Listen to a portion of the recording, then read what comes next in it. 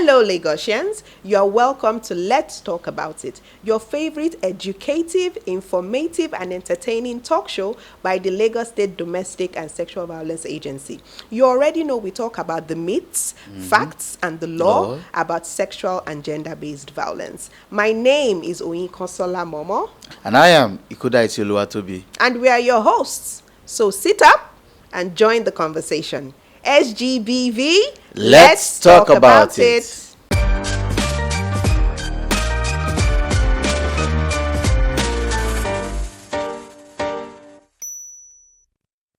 Welcome to another episode of Let's Talk About It. And today we have in our midst a wonderful, special, important guest in other than Mrs. Atinuke Odukoya. Good evening, Ma. Good evening, Ma. And we've heard that you are the SGBV expert. Yeah. And you're coming to share knowledge here today. Okay, interesting. All right, Ma. Okay, so where do we start from? Yeah, from the top. Okay. Global perspectives. Okay. How do we address SGBV on a global scale? So let's dig in. Okay, so globally, GBV is seen across board the same way. Now, it's something that is on the rise in several countries across the globe. So whether it's the Western world, whether it is Africa, there is what we will call a pandemic of sorts as far as gender-based violence issues are concerned. In some countries, you have more of certain types of gender-based violence. Globally now, we have emerging issues. Right, so we'll talk about those ones that are very common, and then we'll also talk about the emerging issues. So issues around domestic violence and intimate partner violence is something that cuts across everyone, every country. It does not matter or what part of the globe that you are on, right?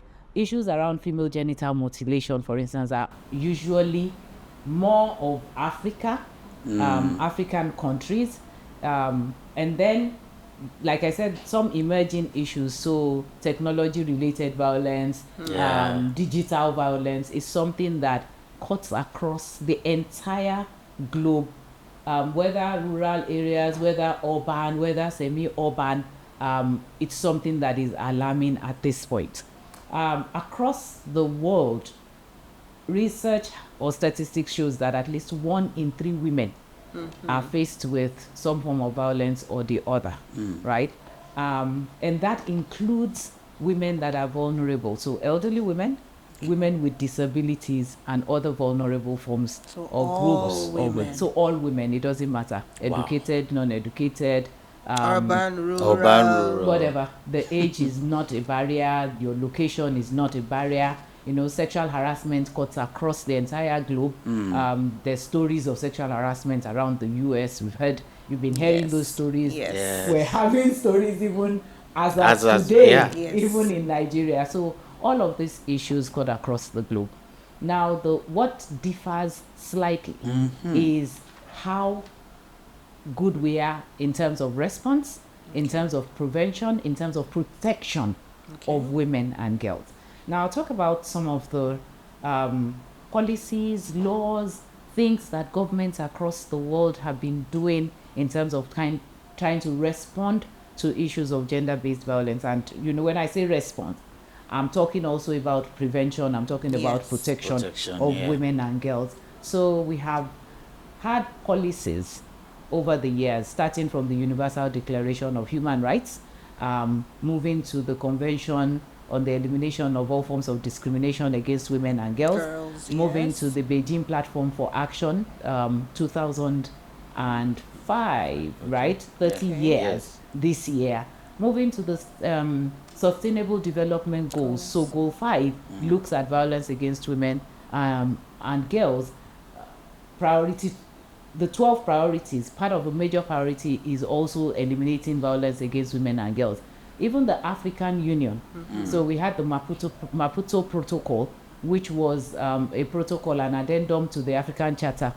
Okay. Right? Wow. And then currently, we have the African Union Convention on Elimination of Violence Against Women and Girls. So you'd see that across the globe, and European Union has their own thing, US, every part of the world coming up with strategies, with policies, trying to tackle issues of violence against women. Which you call and a pandemic. girls. Yes. 2020 in Nigeria, at least, that's what it was. It was the government had to declare a state of emergency because it was a pandemic within the country. Wow. Yeah. Yeah. That's so very robust. Talking about distinction of how SGBV is being perceived. What does culture, what part does culture play in those roles? You know, you made mention of what's it called, female genital mutilation, and where it is really prevalent. Yeah. So you mentioned Africa and all of that. So do we say culture also has a part to play in this? Yeah, culture, our socialization, so our social norms has a key role to play in how we, not only how we perceive issues of gender-based violence, but how we respond to those issues. And some of them are very subtle. The perception is across board. Across the world, gender inequality is an issue. GBV is as a result of power. It's a power play, right? The power over, right? So across the world, people feel like we have power over the woman's body, right? A couple of years ago, even in the Western world that we look up to now and assume that they have all of the solutions, the best practices and all of that, there were times when women were not seen at par with the men. And so there was a struggle.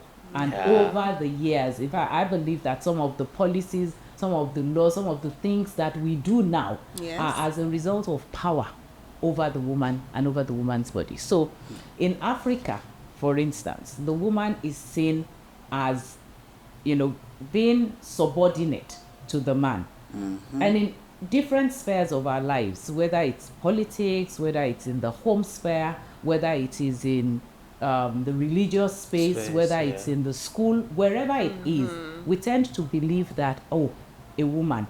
I was having a conversation with a young man today, and he said something about food.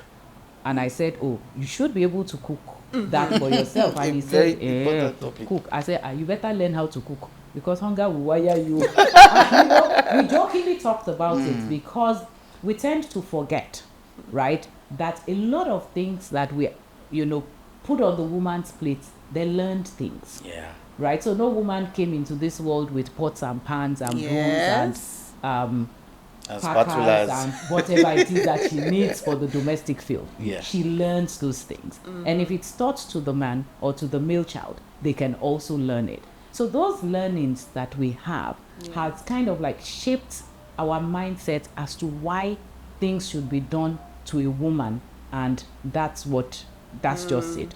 We feel like, society feels like we should be able to make decisions or take decisions on behalf of a woman. And because it's been going on for so long, anything that has gone on for a long time, if you've given something to someone, or if someone has taken something from you forcefully, and you've watched that person for a long time, when you come to your, what's the word, not senses now, but when you have your wits around you, your realization, and you say, okay, but wait, this is right, and you want to take it back, the person won't give up without a fight. And that's some of the things that we're seeing now, people not giving up without a fight. Why would women be asking for roles in certain places, right? The kind of things that we're hearing, even in our political space now, is because the men still view the women as those domestic people that should be at the back end, seen but not heard, right? So it's like, what are you doing? Why are you here? Why are you talking? We've managed to give you a couple of space. Don't push your luck, right? So those kind of things, and that's why you hear conversations around, I have someone like you in my house, right? Or we joke about the other room, because we see women as being for a particular reason. So back to how our social norms have played a role in promoting gender-based violence. Certain things we take just as a joke. A woman's body, for instance.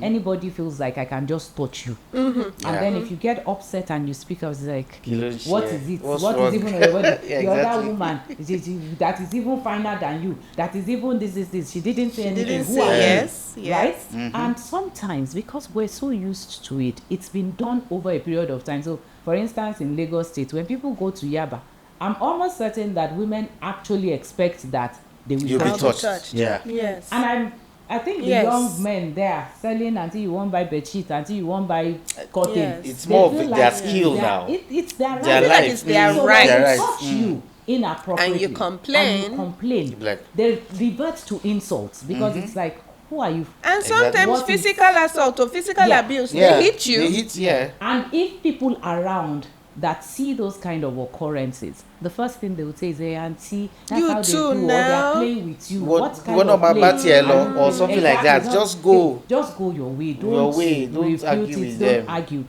All of those things, as subtle as they are, they play a kind of role. So this young man is used to touching any woman on the street, doing anything. So if he gets married and the wife says, look, don't touch me, just leave me, I'm not in the mood to be touched today. So let's be like, who are dare you? you How reject dare me? Plus, we have that mindset of that once you're married, you belong to this Property. person, Yeah, right? property mindset. So scriptures, whether Islamic, Yeah, I was going to Christian come back scriptures, about a number of religion, scriptures also we use oftentimes out of Context, yes. right? But because we've said it in such a way Misinterpretation, that yes. people have taken on the wrong interpretation or have interpreted it to suit their their own own interests. Interest and of- purpose, yeah. then things keep going on. Now, of course, we also then have that culture.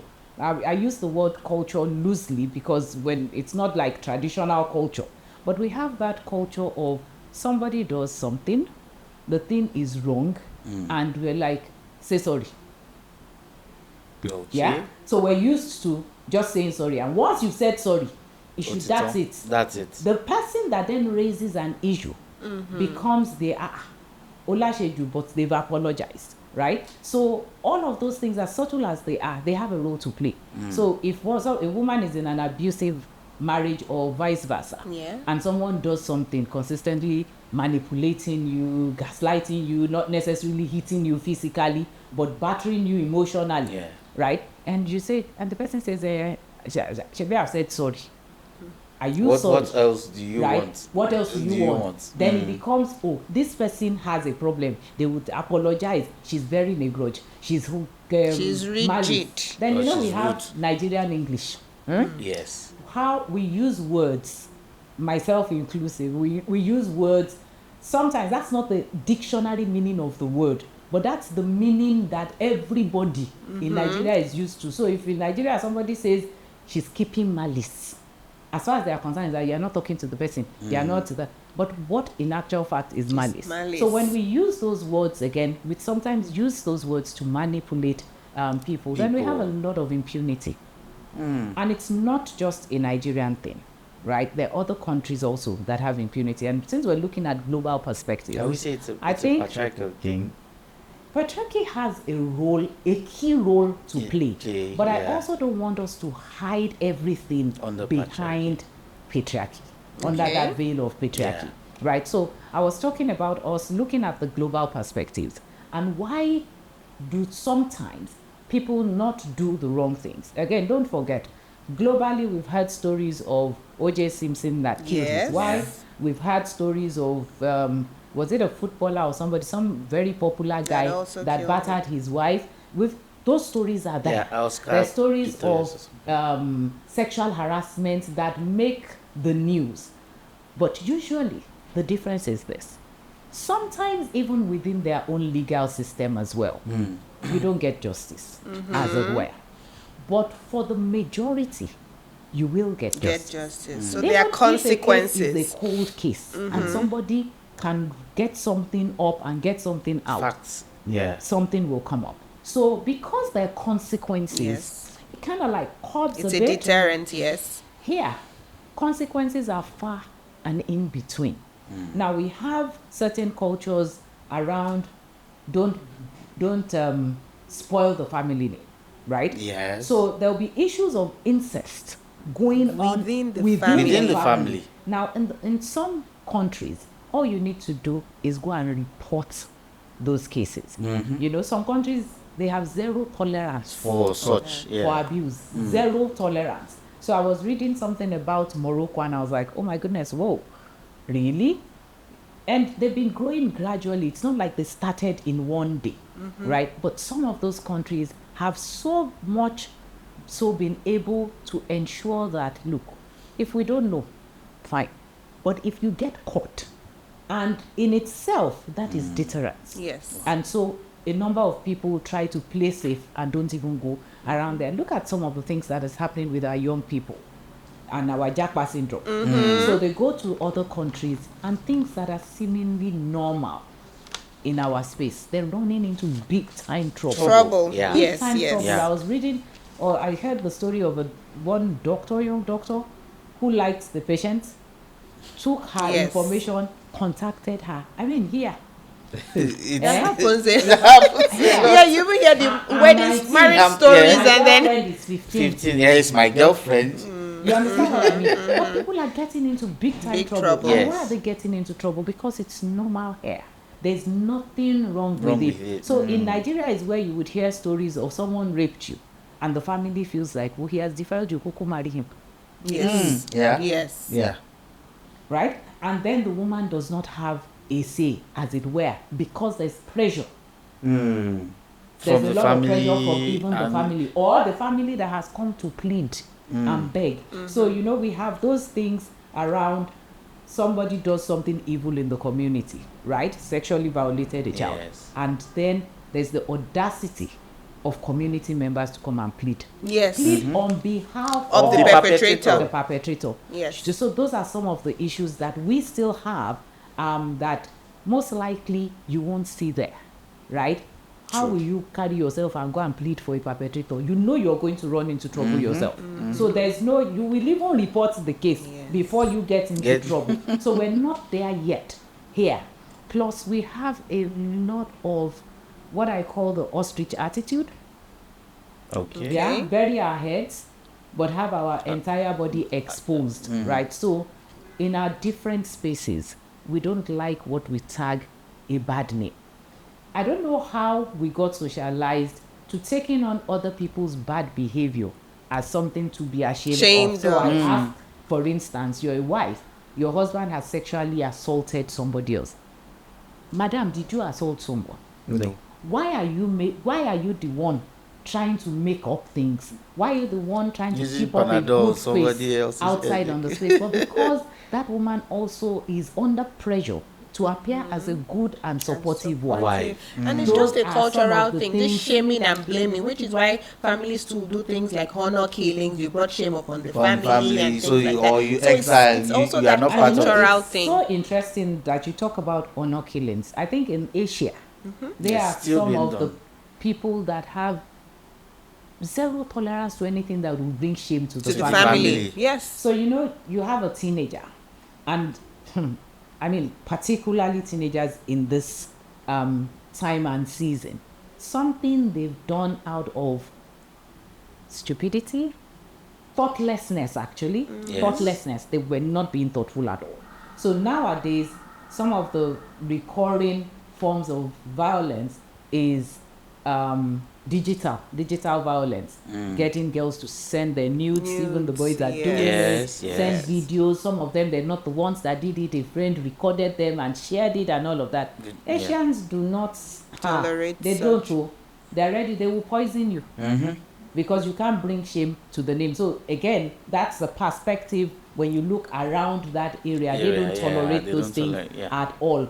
Why? Part of why they have high suicide rates, high levels of femicide, Yes. right? Of course, Nigeria has been recording a lot of femicide in the recent Of late. Yeah. Yes. past. And It's quite one of the unfortunate. things is everybody's asking, so what's going on? How did we get here? Why are we in this space, right? And I say usually that if we don't see gender-based violence for what gender-based violence is, right, they're best practices. It's good to pursue the laws and the policies.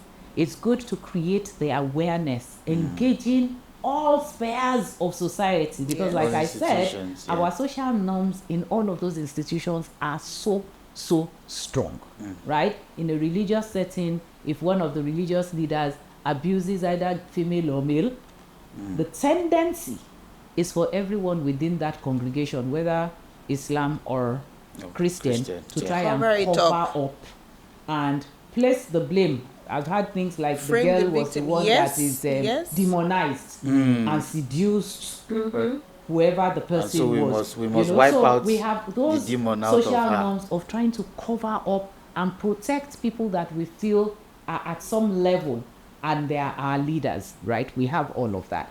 So as the issues of femicide continue to grow, as the issues of digital technology promoted violence continues to grow, we need to begin to shift our mindsets to see that, we talk about prevention. Yes. And we see prevention more from the angle of creating awareness, trying to get mind shifts, trying to get people to see things from a different perspective and as such not promote forms of violence. But I feel that things need to work hand in hand.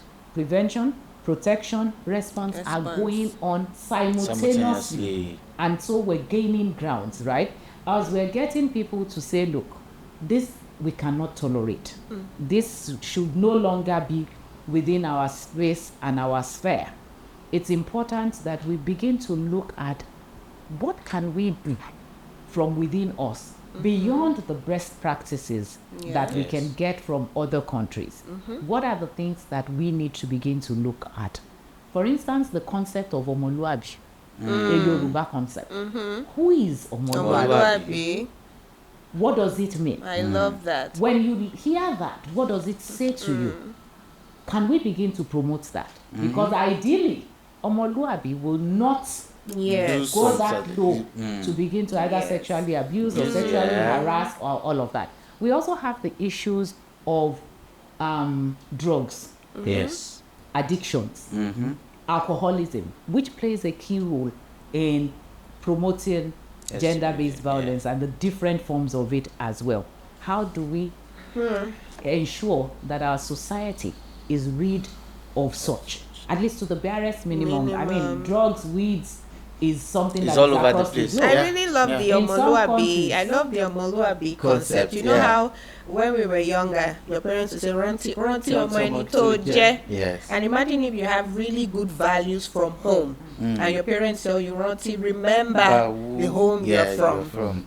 So that Omoluabi concept is really something. And now, riding on that concept, you talked about consequences in other parts of the world, like in the UK, in America, there are consequences that serve as deterrents.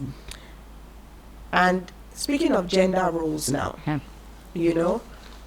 how do we maintain the positive parts of our culture, while also adopting the modern, healthy gender roles that eliminate inequality? So you see how some people will say, like now the discourse route on social media everywhere is, if you take your wife to America or you take your wife to the UK, that is the end. She will not respect you anymore. She will not, all the things she was doing for you in Nigeria, she won't be able to do it anymore in the UK. And then the government favors women and things like that. So it's not just ditching our culture, like you just mentioned Omoluabi, which is very good. Yes. Right. So how do we see? What's the word I'm looking for? How do we? It's a synergy. Yes. So how do we take on? Yes. How do we marry the two? We link up the two. We get the best practices that are happening globally, and then we also retain our healthy, positive cultural norms. Okay. So I want us to look at it from the angle of that. Culture is not static, it's dynamic. Yes. All right. So meaning that things change over a period of time, differ from place to place. And that's why people can talk about if you go to take your wife to UK or you take your wife to US, they're joking. And I'll explain it. Don't go anywhere. Live in Stay Lagos. here. The wife in Oshobo or Ife and the wife in Lagos cannot be doing things the same way. Because the person in Oshobo probably needs to wake up at 6:30 and still be ready. They will go to school, they will eat breakfast, they will do their morning prayers. In fact, they can have one car and one person will drop everybody and they will be good. It doesn't work for the person in Lagos. If the wife is working in VI or the husband is working in VI and the wife is working in Agbara, and they live in Iyana Paja, 2 places apart. they probably are out by 4 a.m. Yeah. So how does it add up? It doesn't add up because, and those are the things with those Western worlds. It's just very clear that you can't do it alone, male or female. And a lot of things actually that we fight or argue over, they're learned things. They're learned. And they can be No male child was born, as he was born in the labor ward, had his checkbook and had ATM card. I don't know if it's in any. No. At the same time, no female child was born with makeup or born with buckets and pants and brooms. So if you give birth to a male child, or if there's a household of male children, there's no female, they won't do household work. They will do the chores. With the exception of if their mother wants to do it all, or they hire someone to do it. And the same thing applies to the female. And the same thing applies if they are in a household where there's nobody. There's somebody doing all of the work. They've all gone in the morning, they come back in the evening. There's Madam Grace or Madam Zainab that has done the cooking and cleaned the floor and washed the clothes. How can they know how to do it?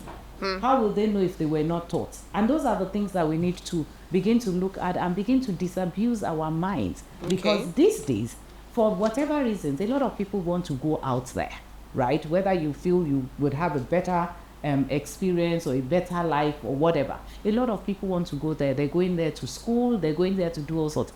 Now we're doing things that we thought, no, this one is Western. In Lagos now, people are sharing apartments. Yes. The reason they're sharing apartments is because of the cost of the rent. Yeah. They can't afford it. And the other day I said, now I understand how these people got here. You know, it's funny because they can live in a house, 2 males and 1 female. Yeah. 2 females and 1 male. male. Point is, everybody has their room. Because it's service Here you can apartment still or have something. some houses all en suite. Sometimes it's 1 toilet, 1 bath, and they they are wait male for and each female other, living in the house, and they're all waiting out there, and they have house rules, and that's it. And because they don't have a choice, because they cannot afford to rent a big house. If it was here, people will talk about they're sharing house. They're sleeping with each other.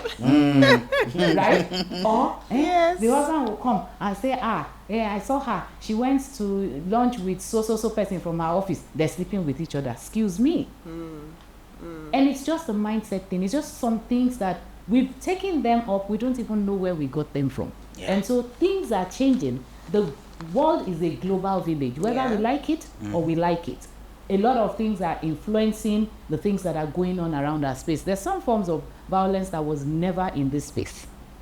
But thanks to social media, DSVA and all the likes. And so it also pops up the ideas. And so we need to begin to look at it from the angle of what will the deterrent be? How are we going to deal with this? As we're doing prevention conversations, we have to be intentional about our conversations. I also feel like some of the things that shift the conversations from the target is because we get caught up in thinking men and women equal. That is not the conversation. Equality is not about me and you struggling over who is boss, who is at the top. How can we live together and everyone How is can we coexist? coexistent? Because there are issues that are your issues because of your physiology, and there are issues that are my issues because of my physiology, and there's nothing you can take. What do I do? Yes, I'm a woman. If I'm menopausal, there's nothing you can do about it. But then you need to understand it, and that should not be a form of, my boss is male. Today I was sweating. The other day I was hot. The other day I was this, and then my boss thinks that gives enough right to say, if you will get that promotion, you have to sleep with me. That's not that should not be. But why do we have those kind of things? Because we have not looked at what is happening across the globe, what is happening across our own African nations, and try to see, okay, which of these things should we expunge? Okay. And which of them should we retain? You Yeah. are truly the expert on SGBV. In fact, we've just been if I sit listening down to here, you. I will just. We've just been listening to you. So thank you so much, Ma. To wrap up, you talked about coexistence, which is so important. How can we, looking inwards, now we've been talking about global best practices, global perspectives, how can we focus on what we are doing right Now, here? So can you just quickly, as we wrap up, talk about some things we are doing right in terms of prevention, response here in Nigeria for people to hear? Okay, so we're doing quite a number of things right. Right. First of all, let me start with the response. I think that over the period of time, with spaces like the DSVA, civil society organizations that have response service centers, or sexual assault referral centers or counseling spaces and all of that, at least people have somewhere to go to. I also like the fact that we're not just taking the stories and running with it and saying, oh, violence against women, that's it. Violence against, that's it. I see that people are also engaging in trying to get to the roots. So the issues around counseling, the issues around trauma support is also there. I'm beginning to see a lot of things happen now. Number of people having marriage classes. People would say, oh, you go to school for everything except the most important things in your life, raising your children and being in a marriage. So people are having marriage classes to try and see how things can go on. I would say to you that Nigeria also has a lot of laws, right? Implementing it effectively is another story. It's the implementation. But those laws are there. If we don't do any other thing, we sign up to everything and anything. So we sign up to CEDAW, we're reporting to the Beijing Platform for Action, Plus 30, the Nigerian report, what are people doing? Then we have a whole lot of civil society that are working on issues of sexual and gender-based violence. So there's a lot of awareness going on out there. Two things I would like us to do though, is to make sure that as we're having the conversations, there's a way we talk about things and we don't have a conclusion in terms of what is the ask or what is the take or what is the action point, right? That we're raising a generation of people. And when I say generation, I'm not talking about age, right? I'm talking about a generation of people that detest violence against anybody, whether male or female, right? And that we're raising a society that eventually will get to a space of zero tolerance to injustice. Because if we also begin to see violence as injustice, whether you are preaching from the Muslim, from the Christian, from the traditional point of view, everyone would agree that God hates injustice. Right. So those are things that we then need to begin to push out rather than promote more of the husband is the head, the wife is the neck shoulder that turns the head, and we do that a lot, right? So I see the SVA engaging groups like the Alaga Duro, the Alaga Joko, the marriage registry people, religious leaders, traditional leaders. Right. What I also want us to do is we tend to duplicate efforts a lot, right? For instance, Lagos State is big. There's some places that don't have as much attention as others, Ekwe, Badagry, all those so-called areas, remote right? places. So it's important that we're able to come together to begin to work and ensure that we permeate all those spaces. And then, not to forget, very important part of this society. Usually, and we've done it this evening, we've had all conversations and we have not talked about women with disabilities, we have not talked about the elderly, right? Because we just tend to forget they are an addendum to whatever it is that we're doing. That for every ministry, department, agency, private sector, public sector, civil society sector, that they are an integral part of what we're doing, so that we're planning with them in mind, we're programming with them in mind, so that no one is left behind. I think that is extremely important. And then we don't stay with this myth of that who is sexually abusing an elderly person, or Nigerians will say, that one is for money ritual. Excuse me. we also make a lot of excuses, so that we stop the excuse making, and then we face and tackle the issues that we have. Yeah. Alrighty. Wow. A lot to unpack, right? Yeah.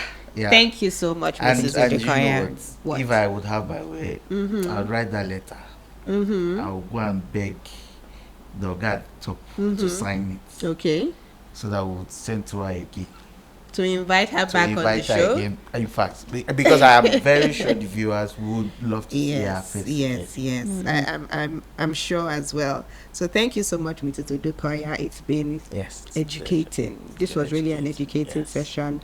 And to the viewers at home, thank you so much for joining us. We hope you learned a lot today. In fact, I did. That was the purpose of today's session. Yeah. You learned a lot about Africa, about Nigeria, and then also the global perspective on SGBV. So until next week, I remain Oyin Consola Momo. And I'm Toby Fudaisi. And this is Let's Talk About It.